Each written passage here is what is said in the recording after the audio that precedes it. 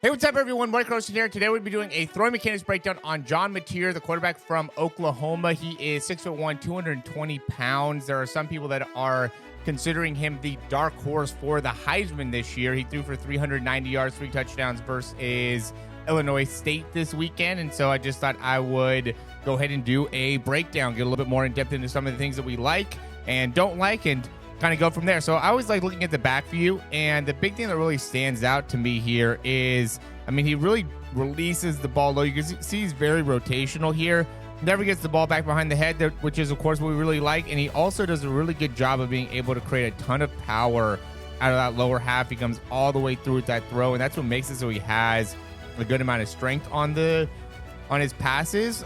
It does seem like he may have some potential accuracy issues. I really like this play. I mean, what really stands out about him is he's, 6'1", 220, which means he's kind of a running back type body. And so you can see, I mean, there's nothing downfield, was able to make a guy miss, use his block, get upfield, and get a first down. He was a quarterback at Washington State last year. And when you have a quarterback like that, it just sets up a lot with the offense when it comes to being able to run play action. If he decides to run, that is also a threat. You have to be aware of that. And then here we can see a really good job of really taking advantage of the defense, or in like a Tampa 2 here. This linebacker not only has to try to play the run, but also has to avoid the referee. And so just hard for him to get into the right placement, easily gets him set up for what ends up being a touchdown. And yeah, they do a really good job of being able to really use all the things that he's able to do with his passing game and also his legs and being able to run the ball. Here's another example, just getting that foot down. So you can see he plays with a pretty wide base, which I like when it comes to getting the ball out of your hand, just because he's moving around back there. Sees the guy come open. Let's see that release time, 2-1, and then gets the ball out at about 5-1, 5-1, 5-2, somewhere in there. So 0.3 release time, just like what we're seeing from a lot of guys. But to me, where he's going to end up struggling, this might not be this year in particular, but as he continues to, go up higher and higher in the draft, and, potentially a guy that could be looked at in the NFL, it's just that release angle. It's good, obviously, to be able to throw from a wide variety of different positions.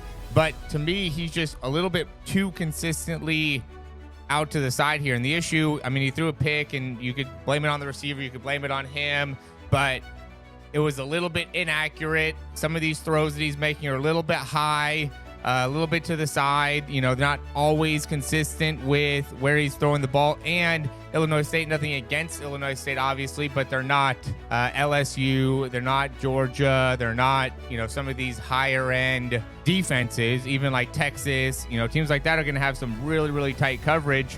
And so it may end up being a little bit more challenging for him to have as much success when he has to throw it into a lot tighter window. We're going to end up seeing they have a lot of really good athletes, and he does seem like one of those guys that is a super athletic guy in general. So it's going to be hard to see for sure if that's going to end up impacting him. Here's the pick. You could see, the receiver kind of struggled to get out of the break a little bit. It did go absolutely right through his hands. The receivers kind of got to catch that.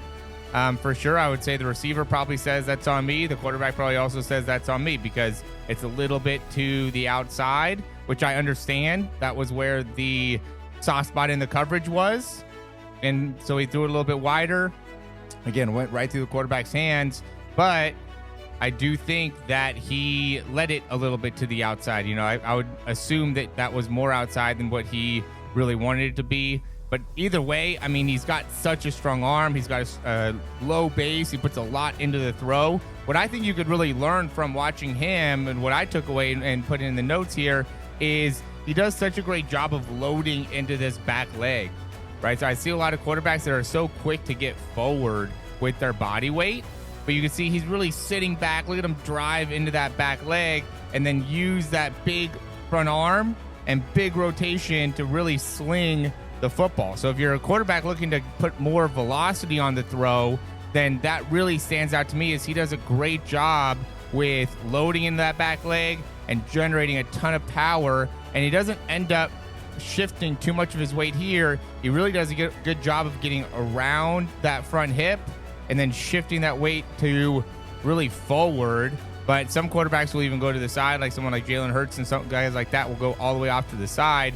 But he's really coming through with that throw. Again, puts a lot of power on it. He's not going to have an issue when it comes to the arm strength. He's not going to have an issue when it comes to getting the ball out of his hands quickly. He's not going to have an issue when it comes to being that dual threat guy that can make plays with his legs as well as with his arm.